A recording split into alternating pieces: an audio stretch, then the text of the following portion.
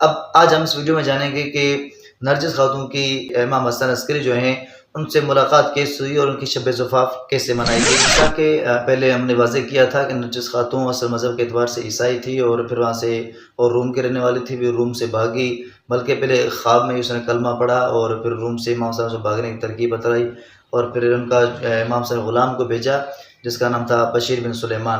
تو وہ جا کے بغداد سے دریا کے کنارے سے اس کو لے کر امام صاحب کے پاس پہنچے. اب آج ہم اس ویڈیو میں جانیں گے کہ نرجس خاتون کی امام حسن عسکری جو ہیں ان سے ملاقات کیسے ہوئی اور ان کی شب زفاف کیسے منائی گئی. تو یہ کتاب حق الیقین جلد اول صفحہ نمبر 355 ہے کہ اس غلام نے جب اس کو لا کر امام حسن عسکری کے جو والد صاحب تھے، امام حسن عسکری صاحب کے جو والد صاحب تھے علی نقی، اور ان کے پاس گھر میں چھوڑا. اب یہ نرجس خاتون امام حسن عسکری کے والد علی نقی صاحب کے پاس جو ہے نا گھر میں پہنچ گئی ہے. امام حسن عسکری کی پھوپھی کا نام ہے حکیمہ، ان کا یہ بیان ہے اور اس کتاب حق الیقین کے صفحہ نمبر 355 دیکھ سکتے ہیں. اور اسے بہت سارے سند سے مذکور کیا ہے کہ اس کو محمد بن یعقوب کلینی اور محمد بن باب قمی اور شیخ ابو جعفر توسی اور سید مرتضیٰ وغیرہ بہت سارے بڑے بڑے محدثین عالی شان نے اس کو ذکر کیا ہے کہ حکیمہ خاتون سے روایت کی ہے کہ ایک روز حضرت امام حسن عسکری میرے گھر تشریف لائے اور نرجس خاتون کو غور سے دیکھا. اب دیکھیں، حکیمہ خاتون نے عرض کیا کہ ان کی پھوپھی تھی اور ان کے والد صاحب تھے علی نقی. یہ ان کے پاس علی نقی اور پھوپھی ساتھی گھر میں رہتے تھے، نرجس خاتون وہیں انہیں کے پاس رہتی تھی. ایک دن امام حسن عسکری رحمۃ اللہ علیہ وہاں آگے تو ان کے شیعوں کے مذہب کے مطابق امام صاحب آتے ہی اس کو نظر پڑ گئی نرجس خاتون پر اور غور دیکھا ان کو جو خوبصورت تھی. تو سامنے سے حکیمہ خاتون کے لیے اگر آپ کی خواہش ہو، یہ دیکھیں آپ خود دیکھ سکتے ہیں، اس طرح سمجھو کہ اپنی بات کر رہا ہے، خود دیکھ سکتے ہیں کہ میں نے عرض کی اگر آپ کو اس کی خواہش ہو تو آپ کی خدمت میں بھیج دوں. اب دیکھو کمال ہو گیا، یعنی نکاح کی بات ہی نہیں کر رہے، نکاح کا تصور ہی نہیں آ رہا. اگر ہے بس آپ کرا دیں میں آپ کو اس کو بس بھیج دیتی ہوں.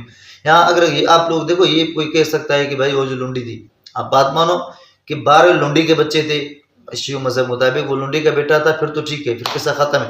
اور کہتے ہو کہ نہیں لنڈی نہیں تھی، باقاعدہ صحیح جو ہے نا آزاد کی ہوئی عورت تھی، اس کا نکاح بھی ہوا ہے، اس نے اسلام بھی لایا ہے اور امام صاحب نکاح میں آئی ہے اور پھر جا کے بچہ پیدا ہوا ہے. تو پھر یہ بات اب بات درست نہیں ہوگی. بہرحال تو حکیمہ صاحب نے تو نکاح کی بات ہی نہیں کی، کچھ بھی نہیں، بغیر نکاح اگر آپ کی خواہش اس کو آپ کے پاس بھیج دیتی ہوں.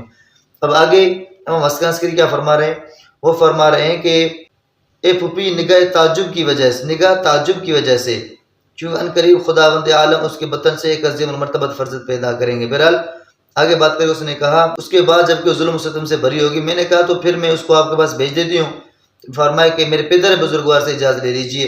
حکیمہ خاتون فرماتی ہے کہ میں نے اپنے کپڑے پہنے اور اپنے بھائی علی نقی کی خدمت میں گئی اور سلام کر کے بیٹھی ہی تھی بغیر اس کے کہ میں کچھ بات کروں.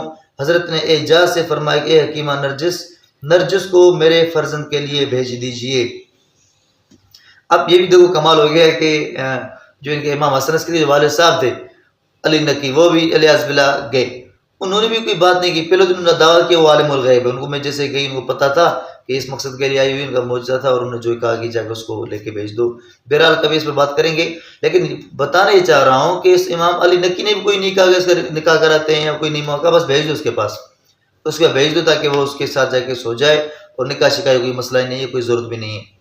میں نے عرض کیا میرے سید، میں اسی غرض سے آئی تھی کہ اس بارے میں آپ سے اجازت لوں، اجازت حاصل کرو. فرمائے محترمہ صاحب برکت، خدا چاہتا ہے کہ تم کو ایسے ثواب میں شریک کرے اور خیر و سعادت سے کافی حصہ تم کو کرامت فرمائے، کیونکہ تم کو ایسے عمر میں واسطہ قرار دیا. حکیمہ خاتون کا بیان ہے کہ جلد میں اپنے گھر آئی اور ان معدن فتوت و عفاف کا زفاف اپنے مکان میں واقع کیا. اب وہ عفاف تو کیا بچا، پیچھے ویڈیو میں واضح ہو چکا ہے کہ راستے میں ملا نے اس کا کام جو ہے اس کے ساتھ یعنی غلط حرکت کی، اس نے خود اقرار کیا کہ میرا پردہ عفت چاک ہو چکا ہے. جب پردہ عفت وہاں چاک ہو چکا تو یہاں عفاف کس چیز کا؟ بہرحال تو اب یہ آئی اور انہوں نے کہا میں اس کو تیار کیا، خود دنوں تیار کیا جاتا ہے، اور پھر اس کو میں نے اپنے گھر میں امام صاحب کو بلایا اور رات لوگ یہاں یہیں سوئے ہیں. تو ناظرین میرا دعویٰ یہ ہے کہ نرجس خاتون کا نکاح نہیں ہوا، نکاح کیا نہیں انہوں نے، اور بغیر نکاح کے امام حسن عسکری کے ساتھ جو ہے ہم بستری کیے. آگے پھر 12 کی ولادت کیسے ہو رہی ہے یہ بھی آپ اسی مرحلے میں دیکھ سکتے ہیں، چونکہ شیعوں کا عقیدہ یہ ایسی کتاب میں لکھا ہوا ہے کہ کوئی ٹائم نہیں لگا، بس ادھر سے ایک رات ہم بستری ہوئی اور ساتھ جو ہے بچہ بھی تیار ہو گیا، اور پھر ماں کے پیٹ میں اتنا عرصہ نہیں رہا یہ، بلکہ حکیمہ خود اقرار کرے کہ میں نے نرجس خاتون کے پیٹ کو دیکھا تو اس میں تو کوئی اس طرح کی بات نہیں تھی، لیکن امام صاحب نے کہا وہ آج آنے والے. اور پھر کہا جب میں اس کو پیٹ کو دیکھ رہی تھی، شکم وہ دیکھنے لگی، تو امام صاحب نے کہا ہم اوصیان پیغمبر خدا ماں کے شکم میں نہیں ہوتے، بلکہ ماں کے پہلو میں ہوتے ہیں، اور ان کی جو ولادت ہوتی ہے وہ ماں کے رحم سے نہیں ہوتی بلکہ ران سے ہوتی ہے جو ہم پاک ہوتے ہیں. کتنے تعجب کی بات ہے. انبیاء کرام سے بھی افضل ہو گئے یہ لوگ، جہاں سے انبیاء کرام کی ولادت ہے.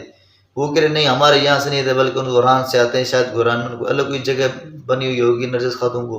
بہرحال تو یہ شیعوں کا 12واں امام. اب آپ امام مہدی کی جو ہے پیدائش ولادت بھی ہو چکی ہے، اور یہ کمال ہے. امام صاحب نے کہا کہ ہمارا جو ہے اوصیان پیغمبران خدا کا حمل شکم میں نہیں ہوتا، لیکن آگے اگلی صفحے پر جو ہے حکیمہ خاتون کہتی ہے کہ میں نے جب کان دیکھا تو شکم سے بچہ قرآن پڑھ رہا تھا. اب نے قرآن پڑھنے والے بات جھوٹ لگائی کہ پیٹ میں قرآن پڑھ رہا تھا، لیکن وہ غور نہیں کیا. امام صاحب نے کہا ہم شکم میں نہیں ہوتے، یہ کہ شکم سے آواز آ رہی تھی. اب یہ حکیمہ خاتون جھوٹی ہے، یا پھر امام حسن عسکری نے جو کہا کہ ہم شکم میں نہیں ہوتے وہ جھوٹے ہیں علیہ السلام شیعوں مذہب کے مطابق. تو یہ 12ویں کی ولادت ہو چکی ہے، اور شیعوں کا امام حسن عسکری ہے.